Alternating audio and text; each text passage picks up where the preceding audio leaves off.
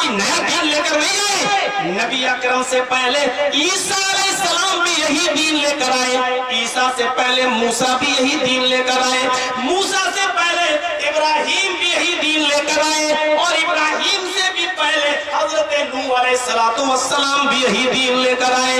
सारे नबियों का दीन यही था। इसीलिए अल्लाह ने कहा अल-यौमा अकमलतु लकुम दीनकुम, हमने तुम्हारे लिए तुम्हारे दीन को मुकम्मल कर दिया। इसीलिए अल्लाह ने कहा इन्ना दीना इंदल्लाहिल इस्लाम, हम इसी दीन इस्लाम हमारे नजर में हमारे नजदीक पसंदीदा मजहब है, क्योंकि सारे पैगंबरों को हमने यही दीन देकर भेजा था। सवाल यह है कि जब नूह को भी इस्लाम दिया था तो नूह के बाद इब्राहिम की क्या जरूरत थी, और इब्राहिम को भी जब इस्लाम दिया था तो इब्राहिम के बाद मूसा की क्या जरूरत थी, और मूसा को भी जब अल्लाह ने इस्लाम ही दिया था तो मूसा के बाद ईसा की क्या जरूरत थी, और ईसा को भी अगर दीन इस्लाम देकर भेजा था तो ईसा के बाद मोहम्मद रसूलुल्लाह की क्या जरूरत थी। जब सारे नबियों का दीन इस्लाम था तो फिर एक नबी से काम क्यों नहीं चला। कुरान उसकी भी वजह बताता है, कजरुओं ने कजरबी मिला दी, दीन के अंदर खिलवाड़ किया गया, एक ईश्वरवाद से तौहीद से खिलवाड़ किया गया। लोगों ने एक अल्लाह की इबादत के बजाय कई माबूदों की इबादत करना शुरू कर दी। लोगों ने अल्लाह के दीन को भुलाकर अपनी तरफ से खुराफातें उसके अंदर दाखिल कर दी। इसलिए लास्ट में और आखिर में हमने जनाब मोहम्मद रसूलुल्लाह सल्लल्लाहु अलैहि वसल्लम को इस दीन को फिल्टर करने के लिए, इस दीन को छलनी कर छानने के लिए, और साफ और शफाफ दीन जो नूह का था, इब्राहिम का था, मूसा का था, ईसा का था, उसी दीन को असरे नौ कायम करने के लिए हमने जनाब मोहम्मद रसूलुल्लाह को खातिमुन नबीयीन बनाकर, समुद्रदूत अरबन बनाकर, आखिरी पैगंबर बनाकर हमने आपके दरमियान भेजा है।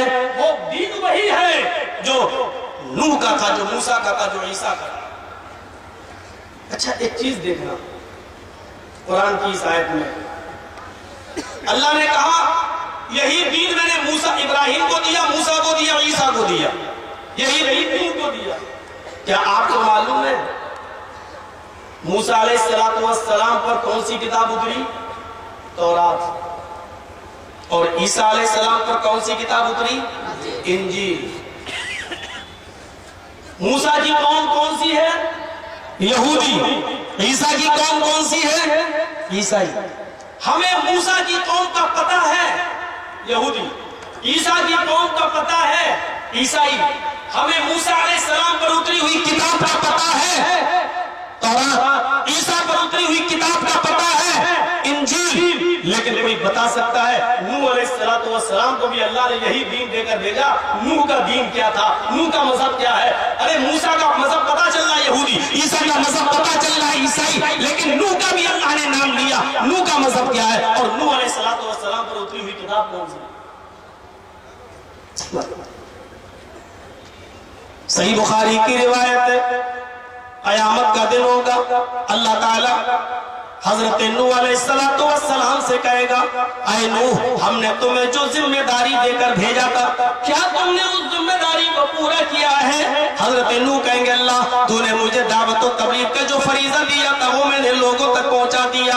अल्लाह कौमे नूह से पूछेगा, अल्लाह कौमे नूह से पूछेगा, ऐ कौमे नूह, क्या मैंने तुम्हारे दरमियान जो नबी भेजा था, क्या उसने दावत और तबलीग का फरीजा अंजाम दिया?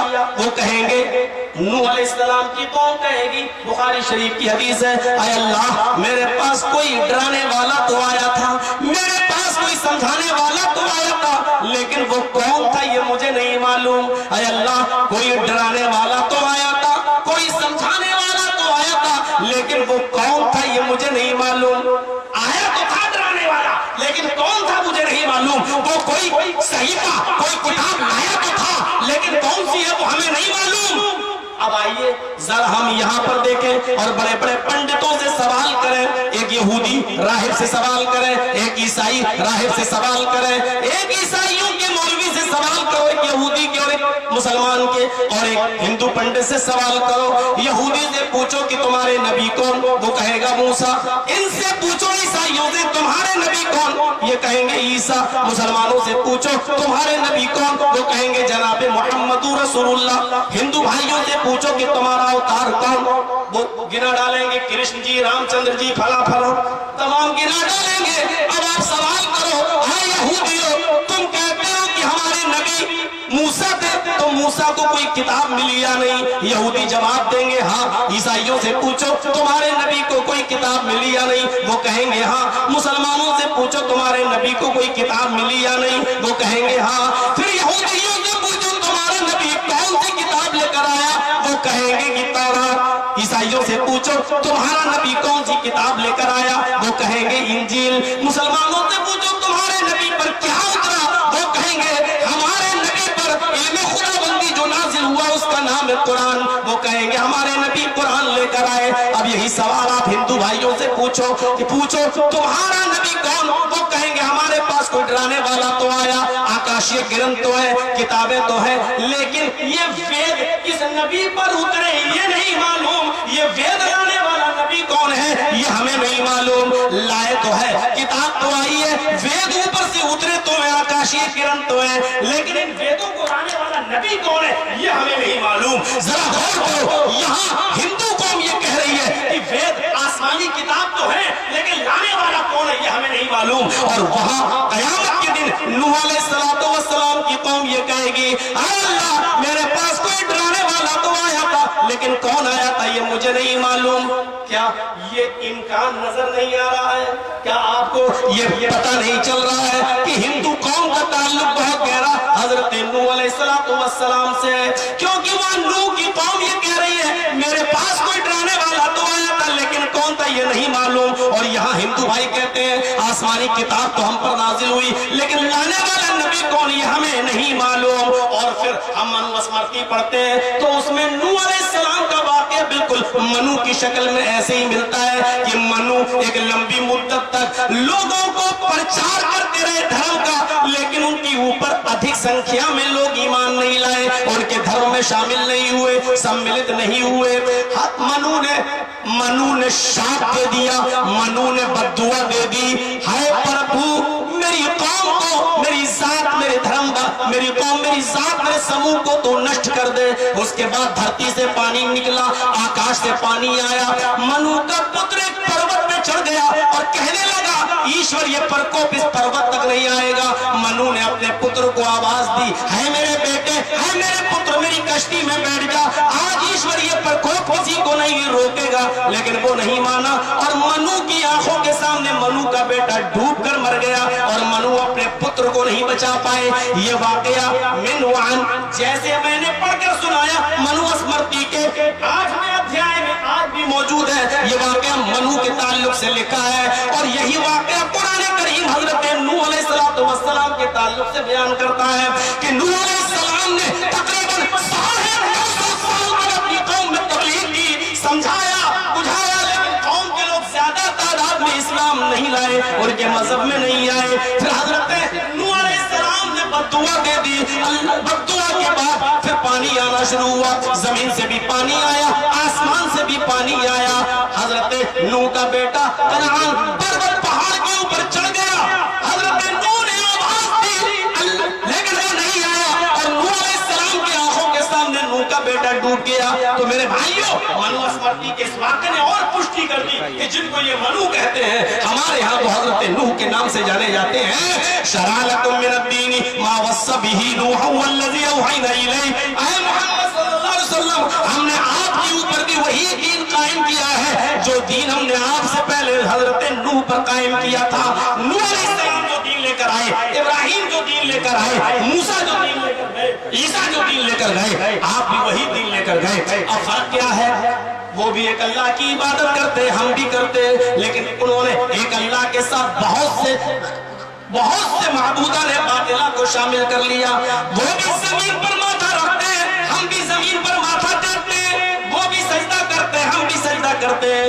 वो موسیٰ کے سامنے سجدہ کرتے ہیں، یا عیسیٰ مسیح کے سامنے سجدہ کرتے ہیں، یہ دیوی دیوتا کے سامنے سجدہ کرتے ہیں، اگرچہ ماتھا زمین پر ٹیکے، لیکن ہم جو سجدہ کرتے ہیں وہ زمین پر کرتے ضرور ہیں، لیکن اس میں شریک کوئی نہیں ہوتا ہے، نہ ہم کسی نبی کو کرتے ہیں، نہ کسی پیغمبر کو کرتے ہیں، نہ کسی پیر کو کرتے ہیں، نہ کسی ولی کو کرتے ہیں، نہ کسی نبی کو کرتے ہیں۔ ہمارا سجدہ اللہ کے لیے ہوتا ہے، اور اسی لیے ہم نماز جب شروع کرتے ہیں تو کہتے ہیں اللہ اکبر، ہم یہ قیام میرا اللہ کے لیے ہے۔ جب ہم رکوع میں جاتے ہیں تو کہتے ہیں اللہ اکبر، ہم یہ جھک رہے ہیں۔ آگے والے سب پہ لگے ہوئے لوگ یہ نہ سوچیں کہ ہمارے سامنے جھک رہا ہے، ہم اللہ کے سامنے جھک رہے ہیں۔ جب ہم سجدہ کرتے ہیں تو کہتے ہیں اللہ اکبر، ہم اللہ کے سامنے جھکتے ہیں، اور ہماری پیشانی صرف اللہ کے سامنے جھکتی ہے۔ اس لیے اسلام کو اللہ تعالیٰ نے سب سے بہتر مذہب اس لیے کہا ہے کیونکہ یہ سارے نبیوں کا اور سارے پیغمبروں کا یہی مذہب ہے، یہی دین ہے۔ آئیے ذرا مہابھارت کے اس منتر کو دیکھتے ہیں، اور اس منتر کے بعد ہم پتہ لگاتے ہیں کہ سب کا دین کیا تھا۔ سناتن دھرمم پنچم وستو استی پرتھما وستو ایکم برہما دتیہ ناستے ناستے کنچن دتیہ وستو سستان کرتویہ ترتیہ وستو دارن دیکھتا چترتھ وستو بردھاری پنچم وستو تیرتھ یاترا کرتویہ گنگا جلیش بھوتی۔ یہ کیا کرشن جی کیا کہہ رہے ہیں مہابھارت میں؟ اے ارجن، جب تک یہ 5 کام تم نہیں کرو گے سناتن دھرمی نہیں بنو گے۔ اور 5 کام کون سے بتائے؟ 5 کام کون سے بتائے؟ سنیے گا، سناتن دھرمم پنچم وستو ہے ارجن، سناتن دھرم نام ہے 5 چیزوں کا، جب تک یہ 5 کام نہیں کرو گے سناتن دھرمی نہیں بنو گے۔ ارجن نے کہا کیا ہے کیا ہے؟ کہنے لگے پرتھما وستو، ہماری کائنات فرسٹ تھنگ، پہلی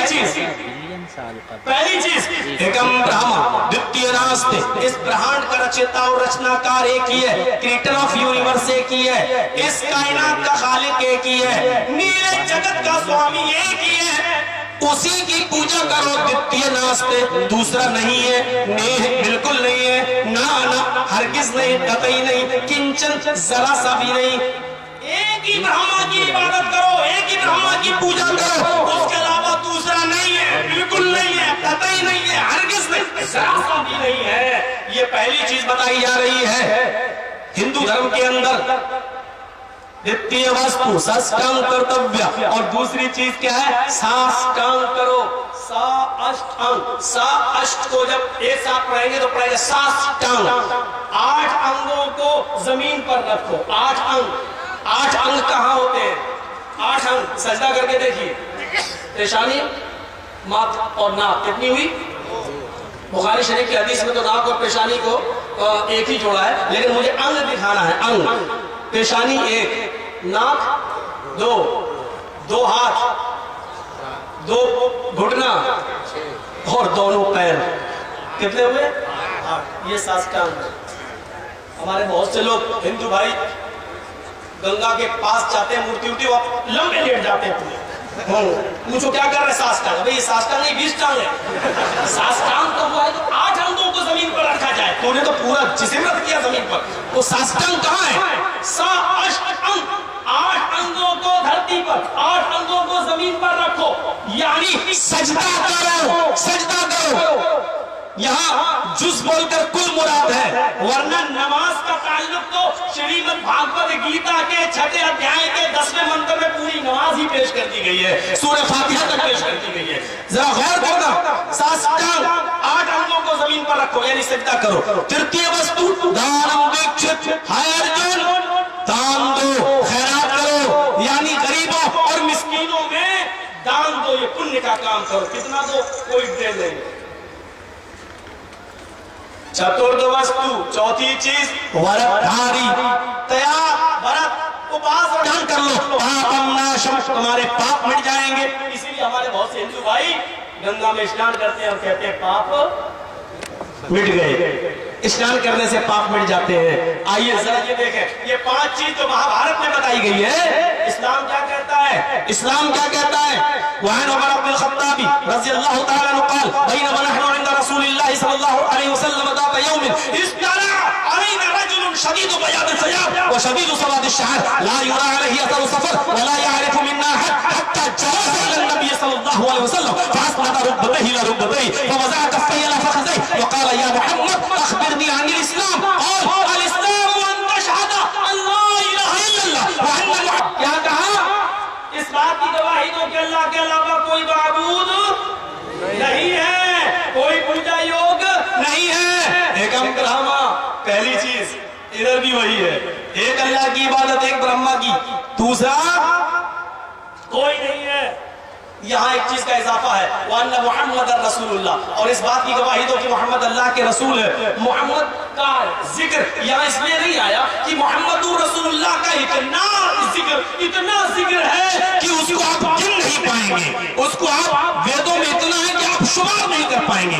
نبی شکل کیسی ہوگی، ناک کیسے ہوگی، بال کیسے ہوں گے، جسم کیسا ہوگا، پنڈلی کیسی ہوگی، داڑھی کیسی ہوگی، آنکھیں کیسی ہوں گی، چلتا کیسے ہوگا، آپ پر وحی کہاں اترے گی، کس جگہ اترے گی، باپ کا نام کیا ہوگا، ماں کا نام کیا ہوگا، باپ اور ماں زندہ رہیں گے یا آپ کے پیدا ہونے سے پہلے دیہانت انتقال کر جائیں گے، آپ کس ڈسٹرکٹ میں کس ضلع میں پیدا ہوں گے، واتاورن کیا ہوگا، وہاں کا ماحول کیا ہوگا، کتنے سال آپ جیوت رہیں گے، جنت کے 8 دروازوں کا ذکر، جہنم کے 7 دروازوں کا ذکر، کان دجال کا ذکر، مقام محمود کا وعدہ، اتنا ہے کہ آپ اس کو گن نہیں پائیں گے. اس لیے یہاں ہم تھوڑی دیر کے لیے اس کو چھوڑ رہے ہیں. وَأَنَّ مُحَمَّدَ رَسُولُ اللَّهِ وَتُقِيمَ الصَّلَاةَ، اور دوسری چیز نماز قائم کرو. یہاں کیا ہے؟ ساسٹانگ کرتویہ، 8 انگوں کو زمین پر رکھو. اب سوال یہ کہ نماز کیوں نہیں ہے؟ نماز پورا کا پورا نماز کا ذکر ہے گیتا کے اندر. شریمد بھاگوت گیتا کا ادھیائے 6 منتر 10 اٹھائیے اور پڑھ لیجئے، پورا پڑھ دیتا ہوں. یوگی یجت سدتماتمانم رہس استھا ایکاکی اچتاتما نراشیر پرگرہ. ادھیائے 6 منتر نمبر 10 شریمد بھاگوت گیتا. اب منتر کا ترجمہ دیکھیے. یوگی ہے ارجن، جب بھی ایشور کی پوجا کرو تو پورے شریر کا یوگ کر لو، پورے شریر کی ایکسرسائز کر لو. یعنی مطلب کیا ہے؟ صرف ایک کھڑے نہ ہو جاؤ. ہمارے ہندو بھائی بس کھڑے ہو گئے، اب تو یہ بھی نہیں کرتے. نئی سائیکل ملی، موٹر سائیکل، ہیرو ہونڈا پہ بیٹھے، سامنے ہنومان جی کی مورتی، اترنا گوارا نہیں، 10 کلو کی کھوپڑی ہلائی، ہو گئی پوجا، بڑھ گیا. یہ بھی نہیں. اب یہ بھی نہیں ہو رہا 10 منٹ اٹھ رہے بیٹھے نہیں، اتنا نہیں. بالکل ان مسلمانوں کی طرح جو بیچارے آئے جلدی سے وضو کرانے بیٹھے. کتنی رکعت ہو گئی؟ 4 رکعت کی 2 ہو گئی، 2 ہو گئی. جلدی سے اللہ 3 منٹ میں 4 رکعتیں پڑھ کے نکل گئے. کوے کی چونچ ہے، جلدی سے ماری. جیسے کہ مسلمان یہاں کر رہا ہے ویسے وہ ہو گئی پوجا، بڑھ گیا. دونوں نے مذاق اڑایا ہے عبادتوں کا، پوجا کا، بھکتی کا، دونوں. کیا کہا؟ پورے شریر کی یوگ، اور پورے شریر کی یوگ صرف نماز میں ہوتی ہے. دیکھیے اللہ، دیکھ رہے ہیں دونوں ہاتھ ہل رہے ہیں، یہ پوزیٹیو ریزز ہے، یہ ہاتھ کی ایکسرسائز ہے، خون کا دوران بڑھ رہا ہے. یہ ہاتھ، یہاں وزن ہے، وزن. آپ دیکھیے یہاں کوئی آدمی نیند میں آ جائے، عشاء کی نماز دیر سے پڑھے یا تراویح پڑھ رہا ہو تو کبھی کبھی ایسا ہو جاتا ہے امام صاحب تو یعلمون تعلمون کر رہے ہیں، ان کو تو پورا قرآن ختم کرنا ہے، سمجھو چاہے بھاڑ میں جاؤ. اب یہاں بیچارہ پڑھ رہا ہے، ایک دم ہاتھ ہلا، ایک دم پکڑا. کیوں؟ پوزیٹیو ریزسٹ ہے، ہاتھ کی ایکسرسائز ہو رہی ہے، وزن ہے.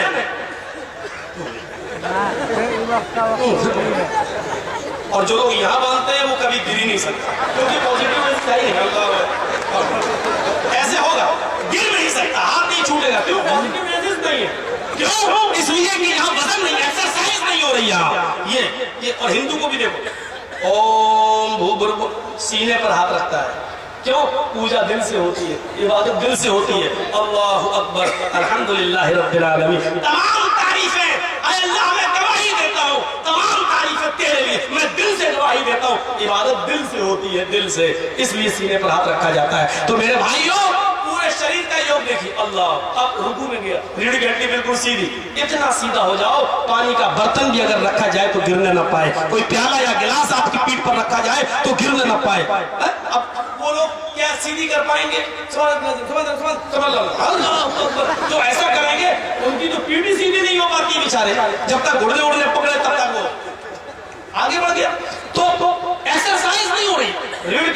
डॉक्टर मॉरिस बुकाय अमेरिका का आर्थो स्पेशलिस्ट, हड्डी का सबसे बेहतरीन, अमेरिका का सबसे मशहूर डॉक्टर ये कहता है कि मुसलमान जो रुकू करता है नमाज में, अगर वो मोहम्मद साहब के बताए हुए तरीके के मुताबिक रुकू करने लगे और उसकी रीढ़ की हड्डी की एक्सरसाइज होने लगे तो इस आदमी को कभी रीढ़ की हड्डी के दर्द की शिकायत नहीं हो सकती है।